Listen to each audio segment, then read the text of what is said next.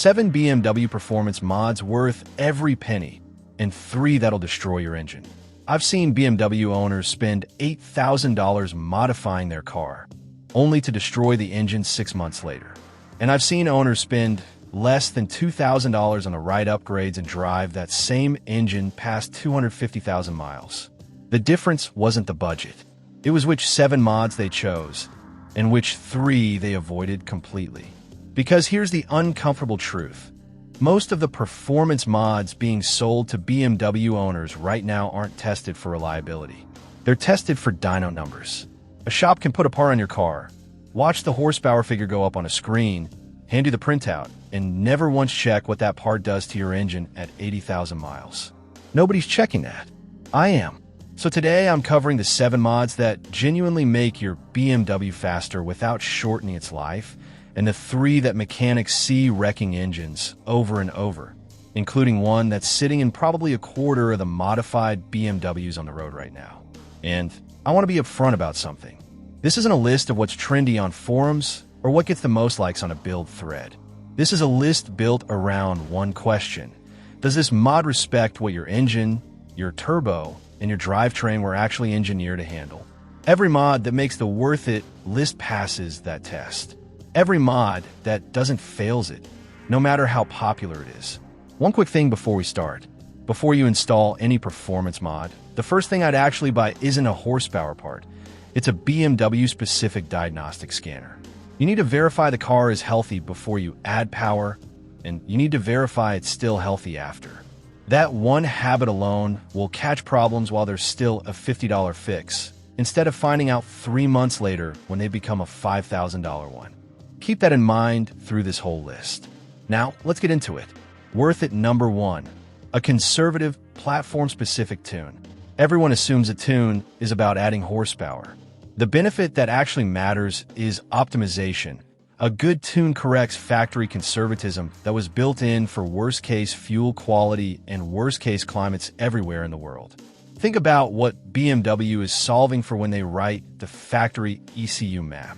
That same N55 or B58 engine has to run on 91 octane in Los Angeles, on lower quality fuel elsewhere in the world, in desert heat and in freezing winters, for a customer who changes their oil on schedule and one who doesn't.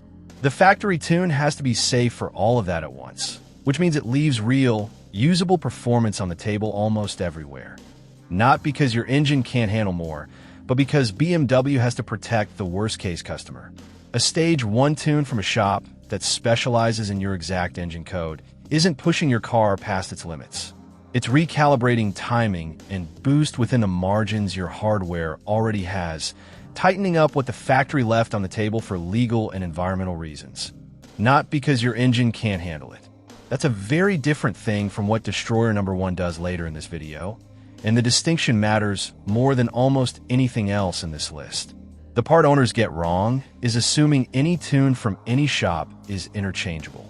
A generic tune written for a broad category of engines doesn't know your car's specific fueling or your turbo's actual tolerances. A platform-specific tuner has log hundreds of the exact engine you're driving and calibrated around real data, not assumptions. Worth it number 2. High-performance tires. This is the mod almost nobody puts at the top of the list, and it's arguably the biggest real-world performance upgrade you can make. Every other mod on this list, more power, better brakes, sharper suspension, is limited by how much grip you actually have at the contact patch. For small rectangles of rubber are the only thing connecting a 2-ton car to the road.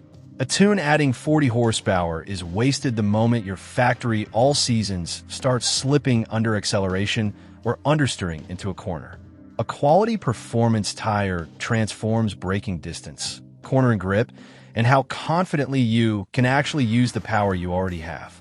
Independent testing consistently shows a meaningful gap in wet and dry braking distance between a worn all-season and a fresh performance-oriented tire. It's not glamorous, and it doesn't show up in a build thread the way a tune does.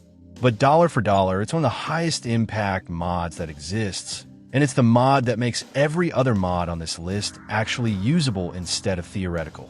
Worth it number 3. A front mount intercooler. Most owners think a bigger intercooler, is only for track use. The real benefit is protecting the tune you already paid for. Under sustained boost, highway pulls, hot weather, repeated acceleration, the factory intercooler heat soaks, and your ECU responds by pulling timing to protect the engine. That erases the power gain from your tune without you even noticing, because the car just quietly gets slower and hotter with each hard pull. Most owners never realize this is happening because there's no warning light. It just feels less responsive by the third or fourth pull than it did on the first. A quality front mount keeps intake temp stable, so your tune performs the same on pull 10 as it did on pull 1. This matters even more if you live somewhere with real summer heat. If you've ever felt like your tune lost power after a few minutes of spirited driving, this is almost always the actual reason. Not a bad tune, but an intercooler that can't keep up with it. Worth it. Number 4, an aluminum charge pipe. If you're driving an N54 or N55, this one isn't optional once you're tuned. It's a known weak point built right into the factory design. The factory charge pipe on these engines is plastic, and under boost, especially tune boost, that plastic pipe is a documented failure point. It cracks at the coupler ends, and when it fails, you lose boost entirely, sometimes suddenly, sometimes with a loud hiss from the engine bay and no real warning beforehand. Here's the part that matters for this list specifically. On a stock, untuned car, the factory plastic pipe is marginal but usually survives. The moment you add a tune, even the conservative stage 1 tune from earlier in this list, you're pushing more boost through that same plastic pipe more often, and the odds of it failing climb fast. An aluminum charge pipe replaces the weak link with something that can actually handle the pressure a tune puts through it.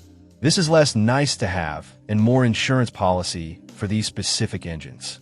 Quick pause. The question I get most in the comments is some version of how do I know what my engine can actually handle before I touch it? That's exactly what I built the complete BMW Longevity Bible for. It breaks down what every major system on your car is rated for, and which decisions quietly shorten its life. It's pay what you want, links below. Back to the list. Worth it. Number 5, a cold air intake, but not for the reason you think. Most BMW owners buy an intake for horsepower. That's not actually the benefit that matters most. The real benefit is reduced pressure drop into the turbo. A restrictive factory intake makes your turbo work harder to pull the same amount of air. More effort, more heat, more wear over time, every single time you accelerate. A well-shielded, properly engineered intake reduces that effort. Your turbo spools easier and runs cooler, doing the exact same job. The catch is that not all intakes are built the same way. Cheap intakes without heat shielding pull hot air from the engine bay, which raises intake temps and can make your ECU pull timing, meaning you paid for a mod that made your car slower, not faster. Buy based on engineering, not price, and look for a design with a sealed heat shield isolating the filter from engine bay heat. Worth it. Number 6, upgraded brakes. Most owners treat this as a safety mod. It's actually a reliability mod too, for a reason nobody talks about. Adding power without adding stopping power means your brakes are absorbing more heat, more often under harder use. Braking converts kinetic energy into heat, and the faster your car is going when you brake, the more heat your rotors and pads absorb in that moment. Factory pads and rotors are rated for factory power levels and factory driving habits, not for a car that now gets to highway speed noticeably quicker. Push past that without upgrading and you accelerate wear on rotors, calipers, and will bearings from repeated hard stops, along with a real risk of brake fade. The pedal going soft right when you need it most. A proper big brake kit, upgraded pads rated for higher temperatures, or stainless steel brake lines for firmer pedal feel all protect more of the car than people assume. Worth it. Number 7, quality suspension or a limited slip differential. Which one matters more depends on your platform and how you drive. So I'm covering both because between the two, almost every owner watching this has one that applies directly to their car.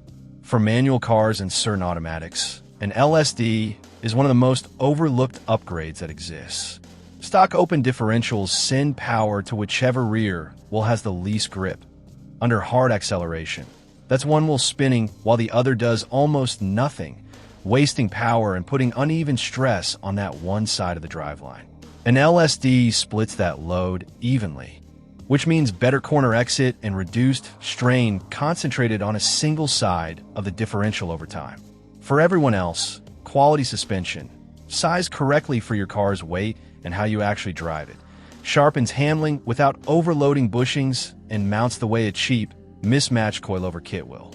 A budget set built around a generic spring rate doesn't account for your car's specific weight distribution, and that mismatch shows up eventually as clunks or premature bushing failure. Based on application and damping quality, daily driver, spirited street car, or track car, not how low it sits in a parking lot photo. Those are the 7. Now the 3 mods that mechanics see wrecking engines and driven lines on repeat, and one of these is far more common than most owners realize. Destroyer number 1, cheap piggyback tunes. This is the one sitting in probably a quarter of modified BMWs on the road right now, and it's dangerous specifically because it looks harmless. A piggyback tune intercepts and manipulates sensor signals, usually boost and timing related, without actually recalibrating the ECU's full fuel and ignition map the way a proper tune does. It sits between your sensors and your factory ECU and essentially lies to it, telling it airflow readings are different than they actually are, so the ECU commands more power in response. It's cheap, it's plug-and-play, and it gives a quick power bump that feels immediate and satisfying. The problem is it's guessing. It doesn't know your fuel trims, your actual knock data, or your engine's real-time condition the way a proper ECU-level tune does. It's adjusting one input in isolation and hoping the rest of the engine's systems compensate correctly. That's how you get detonation that a real tune would have caught and corrected for, because a real tune is calibrated against your engine's actual behavior.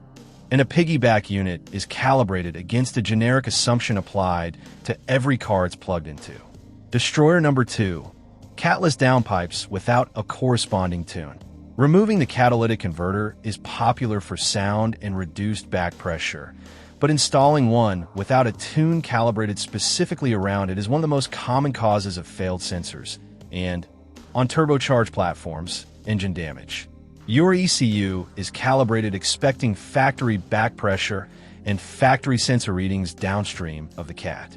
The oxygen sensors near the catalytic converter are reading a specific exhaust environment the factory engineers designed around, and that calibration assumes the cat is doing its job. Remove it without recalibrating, and the ECU can misread air-fuel ratios or run leaner than intended under load, exactly the condition that causes piston and ring damage over time. A lot of owners install a Catless downpipe purely for the exhaust node, without realizing the ECU still needs to be told how to interpret the new sensor readings correctly. Left uncorrected, this can throw persistent check engine lights, fail emissions inspections, and in the worst cases contribute to real engine damage over enough miles. This is a mod that requires a matching tune, full stop. This exact pattern, a mod that looks fine bolted on by itself but quietly changes how your engine reads its own conditions, is the whole reason I built the complete BMW Longevity Bible around real failure data instead of forum opinions. It's linked below, pay what you want. Destroyer number 3, oiled aftermarket air filters on MEF-based intake systems. This is the one that surprises the most owners because it seems like basic maintenance, not a performance mod. Certain reusable oiled air filters, especially when over-oiled during cleaning, allow oil vapor to migrate downstream and coat your mass airflow sensor. The whole appeal of these filters is that they're reusable. Clean it, re-oil it, reinstall it. The problem shows up in that re-oiling step.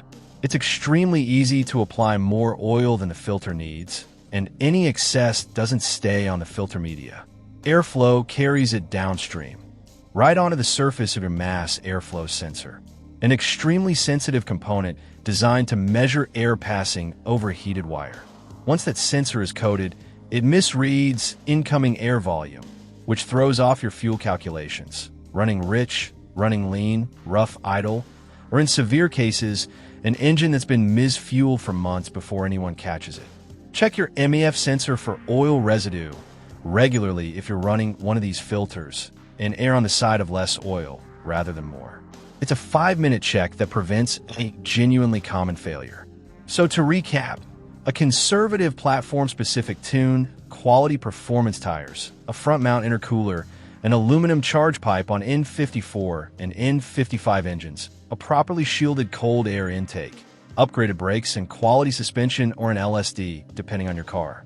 Those 7 make your BMW genuinely faster without gambling its lifespan. Cheap piggyback tunes, Catless downpipes without a matching tune, and oiled filters contaminating your MAF sensor. Those 3 are responsible for a huge share of the mystery problems mechanics see on modified BMWs, and all 3 share the same root cause: a part or a shortcut that ignores how the rest of the car systems actually depend on each other. And remember what I said at the start, before any of these 7, get a proper scanner and know exactly where your car stands. Every mod on this list works better when you can actually verify what it's doing before and after installation, instead of just hoping it's working the way the box said it would. If there's one thing I want you to take away from this video, it's that the mods worth doing and the mods that destroy engines usually aren't separated by price. They're separated by whether the person selling it to you actually understood your engine or just understood how to make a number go up on a dyno sheet for one afternoon. If this changed how you'd think about modifying your car, hit subscribe. I cover exactly this kind of hidden decision-making on this channel every week. And if you want the full breakdown of what protects your engine long-term, whether you modify it or keep it stock, the complete BMW Longevity Bible is linked below. Pay what you want. See you in the next one.